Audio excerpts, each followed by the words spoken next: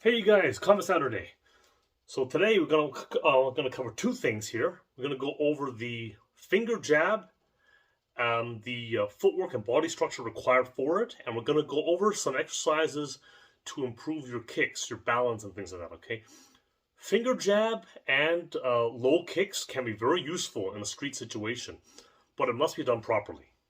Okay, and just throwing your fingers out there or throwing your foot out there, if you don't have the correct balance, the correct structure, it's useless. Okay, maybe even worse than useless. Okay, so you have to make sure you have that all set up properly. Okay, now with the finger jab, a couple of points about that. Okay, is that you have to you you don't necessarily have to hit the person, but just come close and it'll get a reaction. Like, right?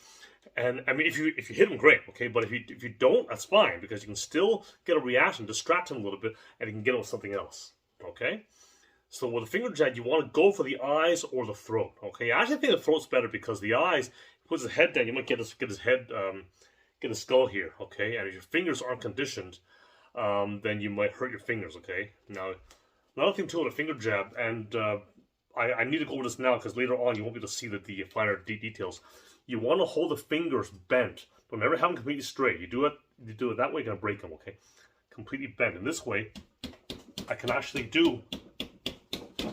hit a bit, and it's not gonna hurt. And also, you don't need to use a lot of power on these. Okay, finger jab is also known as Buji and Wing Chun. Okay, but it's a very effective movement to the eyes, the throat. It was one of Bruce Lee's favorite movements. In fact, he called it the Giant Killer, or he called it the Great Neutralizer. I think, yeah, because whether someone's big, whatever, it didn't matter, right? You get them in the throat, the eyes, just you're gonna do something, right? So let's say you get someone in the throat here, and then you get them with a solar plexus punch right here. Doesn't matter how big they are, okay? You can't build muscle here, okay? You get someone with a really good punch right there, after, okay, you are gonna mess up anybody, okay? Even if it's the mountain, you're gonna mess them up, okay? So that's the thing. And the same thing with the stop kicks, okay? Kicks can be very useful. Low kicks, don't do high kicks, do low kicks. I'm gonna show you some drills and things which you can do to help improve your kicking balance and structure, okay? And even though you might want to practice them higher, you would always want to use them low in application because if you can do them high with power and with balance, it'll be that much better when it's lower. Okay? So I'm going to change the angle of the camera and back in a second. Okay, first things first is the stepping. Okay, now like I mentioned, the finger jab. Just throwing the fingers out there is very effective. Okay, so what you want to do is you want to just take, like, coming from a natural stance. Okay, you want to sink your body, you want to drop your body. You have to be rooted. You have to pretend you're in a room with a very short ceiling. Okay, you push off with your I might have to zoom down a bit for my feet, but what you're doing is that you're pushing off. Okay, I'm not like stepping and dragging my foot off. Okay, I'm pushing off. But the key here is make sure that you're centered, which means the weight is a bit more on your back leg. I'm not coming forward. I come forward, I'm off balance. All right, and I can easily be your leg can get taken out and things like that. Okay, you want to be centered. Boom, boom. From here, I can also move other directions, right? Okay, but just work on that. Okay, now if you see the feet, I have to angle down a little bit, you can see my feet.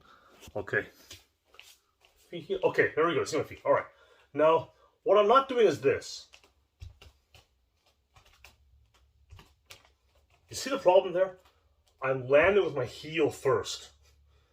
All right, and so which means I'm only landing with part of my weight. I'm not landing with all of it, so it's not a very good hit. All right, I instead want to land with the flat of my foot. This way, everything is coming down, right?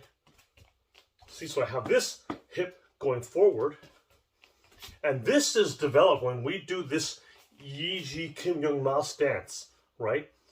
When you stand this way for a long time, it helps to develop that structure so you can go forward and you know that feeling in center and going forward, okay?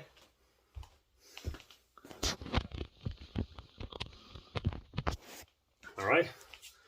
Okay, yeah. And so just work on that first, and then after that, after you've got that, there's 3 steps to it. Then we do this. We move the shoulders. Move the shoulders, or just the one hand if you want to, just the one side, because we have to use the stepping forward as well as the hips. Okay, and then we step and we turn that shoulder forward to get that upper body rotation. Now I can do like both hands. I can keep going if you want to. But we're just gonna do one. Okay, one, and then one. See, I'm stepping. See? So I still have the same thing. I'm stepping in, keeping myself rooted, and bang, bang, bang, bang. Okay? That's very effective, okay? And then, one more thing is you have to retract it. Okay, so this is the way, when I'm doing this, okay, I could from any position I come here and bang, see, bang, see, bang. I'm just trying to extend. It's a long range hit there, okay? All right, and then what I'm doing, I'm gonna bring it back. See, I'm gonna home, so home, and then from here, I hold the distance. I can go, boom. I can do whatever else I want to do, right? I go, but I can. But I mean, I don't know what I'll do. I'll do anything. But I cover distance. I distracted him, or hit him. Maybe if I'm lucky. Okay. But if anything, what I'm gonna do is this. I go, oh, and then bang, bang, bang, bang. Whatever. Okay. But the whole idea is to get in, right, with balance, with structure. Hopefully hit him. Okay. But if you can't, you've at least distracted him and gotten him to react to it. You can open him up for something else. All right. Now, in terms of the kicking balance, okay, I mentioned there are some exercises that you can do for that. Okay. So one thing is just a stretch here. So foot apart and the other foot is up, and then just come down here and just kind of hold that about 20 to 30 seconds, somewhere around there, okay? Stretches the groin muscles and things, okay? Now keep in mind that you never want to do high kicks in a real situation, okay? You keep them low. But the reason why we want to train our flexibility to do the somewhat higher kicks, okay? You don't have to go to head height, okay? But if you can do higher kicks, say to the rib height or something like that, well, if you can do that with good balance and with good power, then when you do it to the knees, it's going to be that much better and that much easier, right? Okay? All right, so that's one. Another one here. Now, I'm only going to show you on my left leg. Find something to lean onto, okay? Have your supporting foot aim towards the wall, or in this case, a bag here, and take your foot out here and raise it up and down 2, 3, 4, maybe 10 to 15 times. Okay, and then if you want to try this, you can even take your hand off. 5, 4, 3, 2, 1. Okay, that's so we did that side stretch. We did this up and down stretch that helps build the hip muscles here. Okay, and we also have just a stretch where we're simply going to hold it. Okay, just going to hold it there, and again, you can take your hands off, or come on,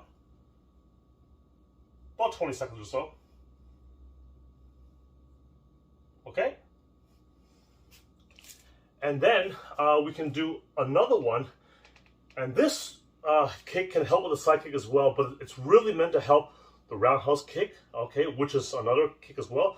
We primarily have like front kick, side kick, and roundhouse kick. But there are others, but really they're pretty much variations of those, okay? And again, we want to work on those low kicks, okay? Because if I can, you know, do that movement, up and down movement, and I can hold that stretch for a while, well, if I bang, if I just want to kick someone in the knee, I'm gonna have that much more power to do it, okay? And balance. See, I don't have to lean back. I can be almost completely upright and bang, right? See? So that's what you want to develop, okay? And the last one here, the stretch here, the last stretch we're gonna do here is this one here, okay? I'm just gonna hold it here, like a roundhouse kick, and again, we're trying to stretch the inner leg muscles there, okay? And once again, if you feel you can do it, take your hand off the wall. See, I have to, in order to hold a balance, I need to kind of fold my body, keep it upright. If I lean back, I'm going to lose it, right? But if I keep myself balanced like this, I can get the height there, but I can still keep my balance and my root and my center. This leg has to be a bit bent, of course. Okay? All right, and you know, these are balance exercises, and again, they help with the kicking and things. All right, and one more you can do as well, and this one here, this is just a front kick extension, and this will help if you want to kick someone in the balls. Okay, and just put it here and just like extend it. 1, 2, 3, 4, and then 5. 1, 2, 3, 4, 5. And again, 1, 2, 3, 4, and 1, 2, 3, 4, 5. Okay? Well, of course, you can do it as many times as you want to. Okay? But, yeah, so I'd say that leg lifting movement, right? Do that maybe 15 times, 20 maybe, right? The stretches, we had the ground stretch, that side stretch, and then this stretch here. Hold those for maybe 20, 25 seconds, somewhere around there. And then we have this 1, 2, 3, 4, 5, this hold thing, whatever, right? So do 1, 2, 3, 4, 5, hold, 1, 2, 3, 4, 5, okay? And do that maybe 2 or 3 times, okay?